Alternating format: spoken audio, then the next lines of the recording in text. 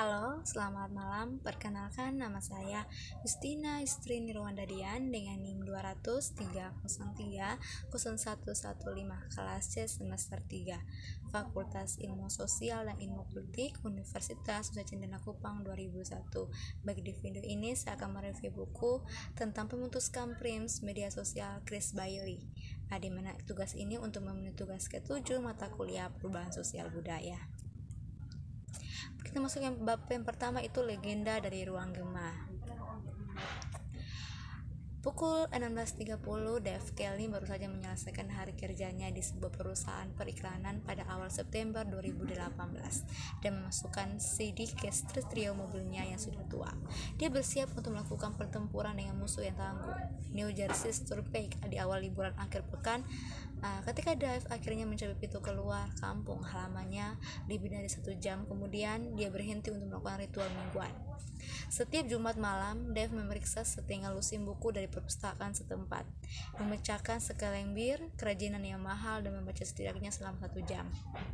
Minggu ini dia telah memilih campuran novel paperback yang bagus, sebuah buku tentang kemajuan terbaru dalam penelitian kanker, dan buku tebal tentang sifat manusia oleh seorang antropolog evolusioner. Meskipun dia mungkin tidak cocok dengan tipe stereo pendukung Donald Trump, Dave memilih mantan raja real estate pada tahun 2016. Dibesarkan dalam keluarga Demokrat moderat, Dave membelok ke kanan pada tahun 1980-an karena dia sangat terkesan dengan kepemimpinan Ronald Reagan, tapi Dave bukan anggota partai politik Republik yang membawa kartu. Dia memberikan 2 suara untuk Bill Clinton pada 1990-an dan mengambil posisi liberal pada sebagian besar masalah hak sipil. Saya sangat senang dengan pernikahan gay, kata Dave. Saya tidak mengerti mengapa ada ingin membuat masalah dari itu. Namun dalam masalah ekonomi, Dave lebih libertarian ketika dia mengetahui bahwa pejabat kota New York sedang mempertimbangkan undang-undang baru yang dimana untuk mengharuskan bisnis dengan lebih dari 5 karyawan untuk memberikan 2 minggu liburan berbayar. Dave memperingatkan akan ada banyak perusahaan yang memecat orang untuk menjauh dari itu. Akan ada perusahaan yang dimana tidak bisa melakukan dan akan gulung tikar. Perjuang gema tentang ruangan gema. Ada mungkin berpikir Anda sudah tahu apa yang terjadi di sini. Dave terjebak dalam ruangan gema. Situs media sosial memungkinkan orang untuk memilih jenis informasi tentang politik yang ingin mereka paparkan, atau mempelajari apa yang Justin Bieber makan untuk makan malam tadi malam. Masalahnya di sini adalah kebanyakan orang mencari informasi yang memperkuat pandangan mereka yang sudah ada sebelumnya. Kami terhubung dengan surat kabar, pakar atau blogger yang berbagai pandangan dunia kami. Jika Anda seorang konservatif seperti Dave, Anda dapat mengikuti Tucker Carlson membawa acara Fox News karena Anda menghargai apa yang dikatakan tentang pengeluaran pemerintah atau imigrasi ilegal. Dan jika Anda seorang liberal progresif, Anda dapat mengikuti Don Lemon dari CNN karena Anda menghargai postingan yang sharing tentang masalah yang Anda pedulikan, rasial dan kesetaraan, mungkin atau perubahan iklim. Kita masuk bab 2, itu mengapa tidak menghancurkan echo chambers kami. Awal tahun Januari 2019, Dave Kelly curhat tentang Medicare for All proposal yang dibuat oleh Bernie Standard untuk memberikan perawatan kesehatan gratis kepada semua orang Amerika sebagai kampanye kepresidenannya. Dengan akses leadership hanya yang jelas, Dave berkata, "Saya tidak ingin pemerintah menyelesaikan masalah saya. Saya memasukkan diri saya ke dalam mereka dan saya akan keluar dari mereka." Seperti yang mungkin Anda ingat, Dave berada jauh dalam ruangan gema konservatif ketika dia memperkenalkan di awal buku ini. Hampir semua orang yang dia ikuti di media sosial condong ke kanan dan jarang menemukan sudut pandang politik yang sangat berbeda dari sudut pandangnya sendiri. Tetapi selama sebulan terakhir, Dave telah menjadi bagian dari eksperimen unik yang dirancang untuk melihat apa yang terjadi ketika orang-orang dihadapkan pada pandangan yang berlawanan di media sosial. Setiap hari ia melihat 24 pesan dari berbagai pembuat kebijakan liberal, pakar, kelompok advokasi, dan organisasi media. Dan pastinya dia juga melihat beberapa gambar bintang lucu untuk membuat pengalamannya sedikit lebih dipertahankan. Lanjutannya yaitu pada pertengahan 2018 Amerika Serikat terlibat dalam kontroversi tentang pemisahan anak-anak imigran dari orang tua mereka, sebuah kebijakan yang dilakukan oleh pemerintah Trump untuk mencegah imigrasi ilegal ke Amerika Serikat dari Meksiko. Ketika kami pertama kali berbicara dengan Dev, dia bersimpati dengan para demokrat yang berkritik kebijakan tersebut. Ketika kami mewawancara 5 bulan kemudian setelah dia bertahan selama sebulan dengan pesan-pesan liberal, pandangannya telah berubah tajam. Selama bulan itu, Kraval Migrat sedang dalam perjalanan dari Honduras, El Salvador, dan Guatemala menuju Amerika Serikat.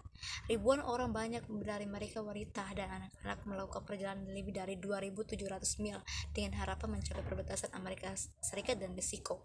Pada konservatif dan liberal menyajikan cerita yang sangat berbeda tentang karavan.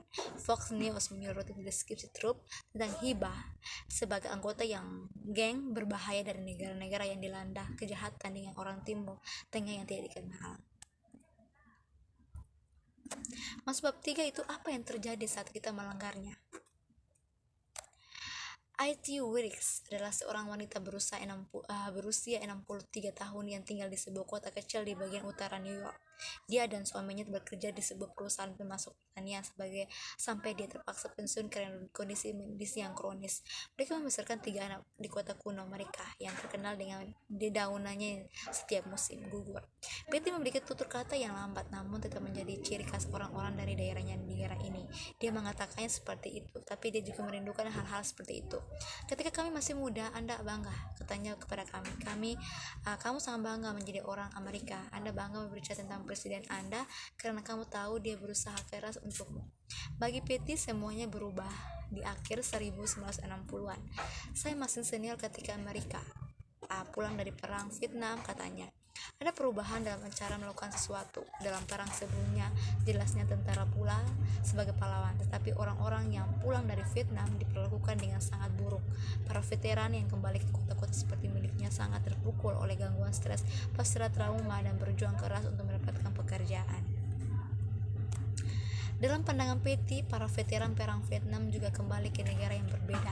Konflik tersebut memiliki efek radikal pada banyak orang di generasinya, mengiklaim berbagai orang untuk menjadi pendukung keadilan sosial dan yang lainnya menjadi non-konservatif yang percaya pada perdamaian melalui kekuatan.